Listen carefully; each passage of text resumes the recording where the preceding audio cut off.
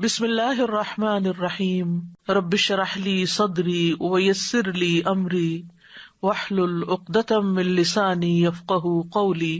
صحبت اور غسل جنابت۔ صحابہ کرام رضی اللہ عنہم کے درمیان غسل جنابت کا ایک مسئلہ زیر بحث آیا۔ ایک گروہ کہتا تھا کہ غسل صرف دخول پہ فرض ہو جاتا ہے، انزال شرط نہیں، یعنی واٹر ڈسچارج جو ہے وہ ضروری نہیں۔ دوسرا گروہ بیان کرتا تھا کہ وجوب غسل کے لیے دخول کے ساتھ انزال بھی شرط ہے۔ یہ طویل مباحثہ کسی فیصلہ کن صورت پر منتج نہ ہوا۔ آخر قرار پایا کہ ام المومنین حضرت عائشہ رضی اللہ عنہا سے دریافت کیا جائے۔ حضرت عائشہ نے کہا کہ رسول اللہ صلی اللہ علیہ وسلم نے فرمایا، اذا جلس بین شعبها الاربع ومس الختان الختان فقد وجب الغسل۔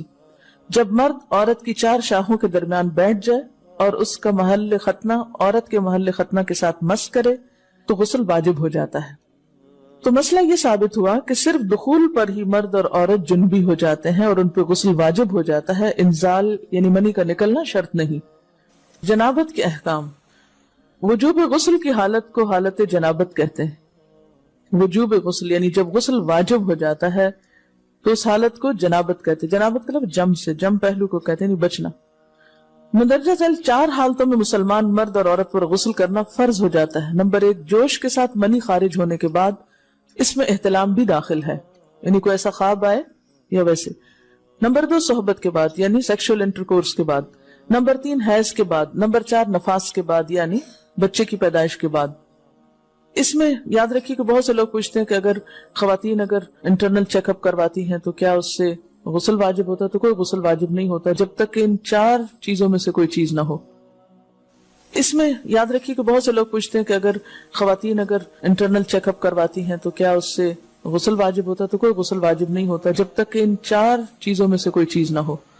صرف منی خارج ہونے سے بات نہیں، بلکہ جوش کے ساتھ منی خارج ہونے کے بعد غسل واجب ہوتا ہے۔ رسول اللہ صلی اللہ علیہ وسلم نے فرمایا، جب تم عورت کی چار شاخوں کے درمیان بیٹھ کر صحبت کرو تو تم پر غسل واجب ہو گیا اگرچہ منی نہ نکلے۔ آپ نے غور کیا ہوگا کہ طہارت کے مسائل بہت تفصیل کے ساتھ اور اپنے اندر بہت ڈیٹیلز رکھتے ہیں، اور بہت سے موضوعات ایسے ہیں کہ جو انسان کی ظاہری زندگی نہیں بلکہ اس کی نجی اور ذاتی زندگی سے متعلق بھی ہیں، لیکن اس طرح پبلکلی ان کو پڑھانا اور ان کو سکھانا یہ بھی ایک ضرورت ہے، کیونکہ آپ صلی اللہ علیہ وسلم نے انصار کی خواتین کی تعریف کی کہ انصار کی خواتین کتنی اچھی ہیں جنہیں حیا دین کا علم حاصل کرنے سے نہیں روکتا۔ تو سوال یہ پیدا ہوتا ہے کہ آخر اتنی تفصیلات کیوں؟ اور بعض لوگ اس کو ناپسندیدہ قرار دیتے ہیں، تو ایسا کرنا ناسمجھی کی علامت ہے۔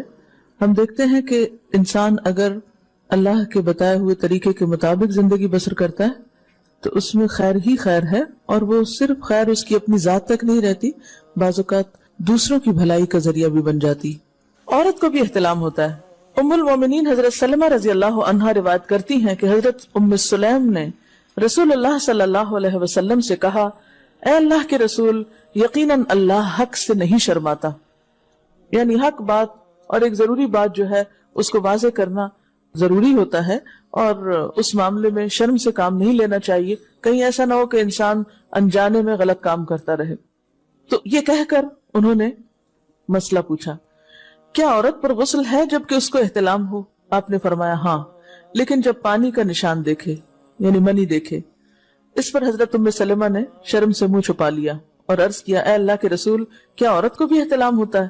آپ نے فرمایا ہاں ہوتا ہے، تیرا داہنا ہاتھ خاک آلود ہو، یعنی ایک پیار کی ڈانٹ تھی۔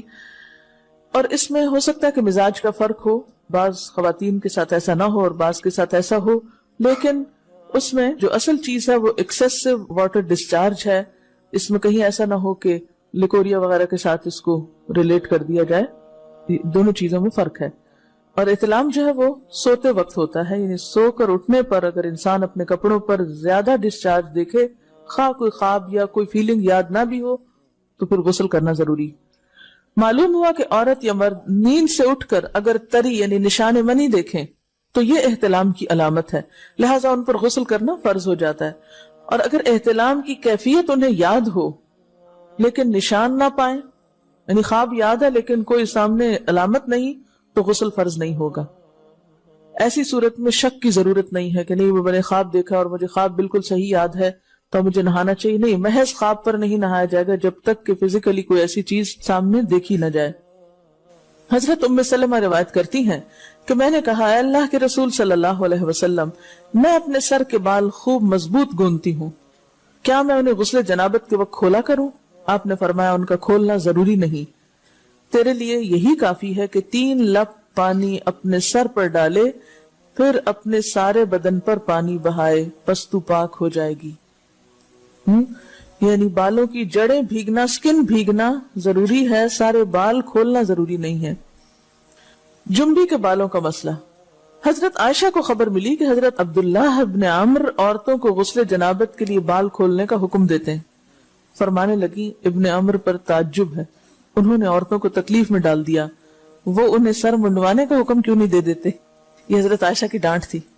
یعنی وہ یہ تو کہہ رہے کہ عورتیں بال کھول کھول کے نہائیں تو وہ پھر سیدھا یہی کہیں کہ عورتیں بال منڈوا لیں. میں اور رسول اللہ صلی اللہ علیہ وسلم ایک ہی برتن میں غسل کرتے اور میں اپنے بال کھولے بغیر سر پر 3 چلو سے زیادہ پانی نہیں ڈالتی تھی. معلوم ہوا کہ غسل جنابت کے لیے بال کھولنے کی ضرورت نہیں، مگر یہ حکم صرف غسل جنابت کا ہے. غسل حیض کے لیے بالوں کا کھولنا ضروری ہے کیونکہ وہ مہینے میں ایک دفعہ ہے.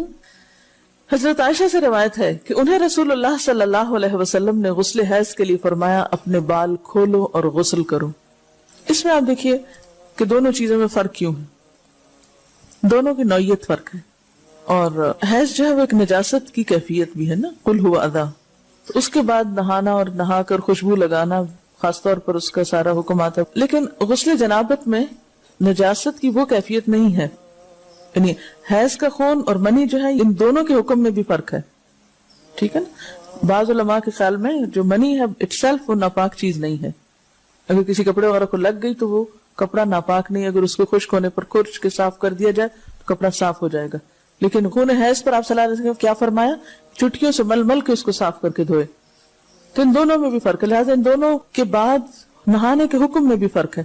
ایک میں بال کھولے جائیں گے اور بال بھی دھوئے جائیں گے اور بالوں کی جڑیں بھی دھوئی جائیں گی، جبکہ دوسرے عام غسل جنابت میں بال کھولنا اور پورے بال دھونا شرط نہیں.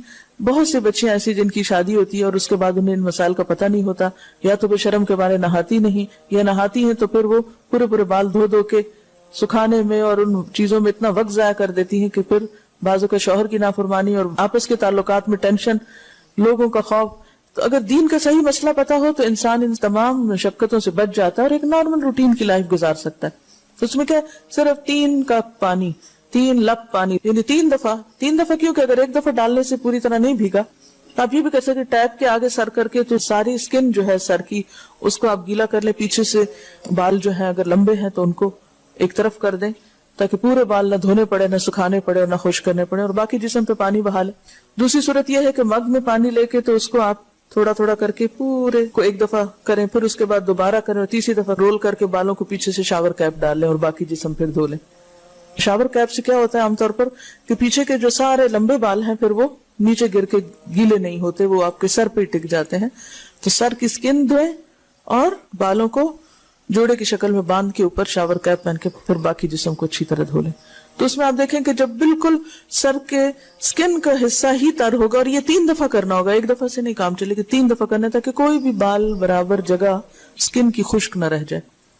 تو اس سے کیا ہوگا کہ جتنا کم بال گیلے ہوں گے اتنے کم دیر میں ان کو خشک بھی کیا جا سکتا ہے اور کسی بھی مشقت کے بغیر انسان نماز پڑھ سکتا ہے. اوہ نگی چادر تان کے سو گئے پاکستانی، نگی چادر تان کے سو گئے، مالک چور پچھان کے سو گئے، لٹن والیاں رج کے لٹیا، جاگن والے جان کے سو گئے، لٹن والیاں رج کے لٹیا، جاگن والے جان کے سو گئے. اٹھو برما کے لیے اٹھو، کبھی افغانستان کے لیے اٹھو، شام کے لیے اٹھو، عراق کے لیے اٹھو، مصر کے لیے اٹھو، یمن کے لیے اٹھو، فلسطین کے لیے اٹھو.